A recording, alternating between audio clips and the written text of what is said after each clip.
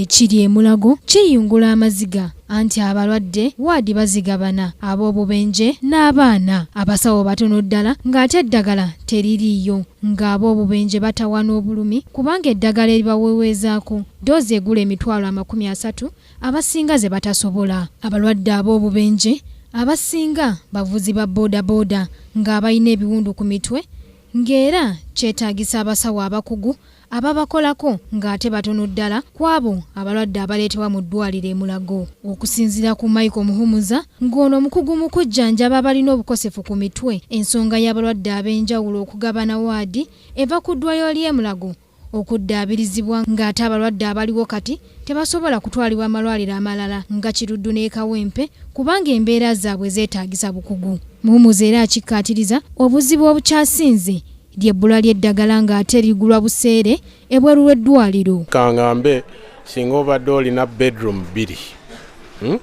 ey'abaana ne yiyo n'omukyala, bw'otuuka ku bedroom emu abaana bajja kukola ki kuvaayo bajje mu bedroom yo eyo inconvenience gye tuliko kati.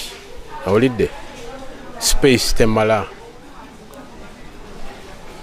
but tusuubira nti wansi nga wateredde tujja kuddayo nga bwe twali. Akulira eddwaliro ly'e Mulago James Bateerana Byalugaba alaajanye nti olw'ebbula ly'eddagala abasawo baba tebalina kyakukola okuggyako okulaba ng'abalwadde balaajana mu bulumi ng'abalina ku ssente be bagenda ne bagula eddagala mu bulwaliro obwo bwannannyini. Wano ne batusaba eddagala oba nitubawandika eddagala oba ebyokukozesa bye tuyita sandulies oba ebyuma ebimu, naye nga Mulago titubirina ebyuma bye tusobola kubigula oba tusobola kugamba National Medical Society ebigule ebiwe Mulago kubanga mu budget esente zibigula zisobola kubula mu budget.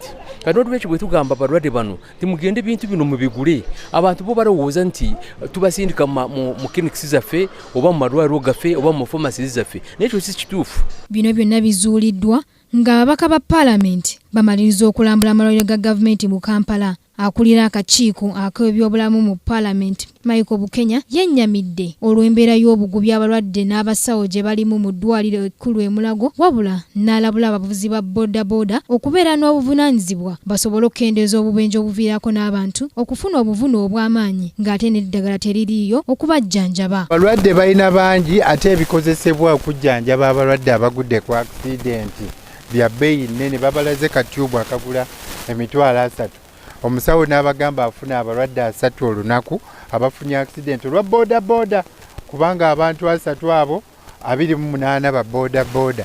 So n'olwekyo bannayuganda ekyo kyonna tulina okukimanya n'abakola ku bya traffic baleete helmet awe tujja okuziyiza. Mulago ng'amalwaliro amalala ga gavumenti gakyalina obuzibu bungi nnyo mu ngeri y'okutambuzaamu emirimu nga kw'otadde abasawo abatono, ebbula ly'eddagala n'obufunda bw'ekifo. Joanita Mbabazi, Kingdom TV, amalindirire. This is Kingdom TV.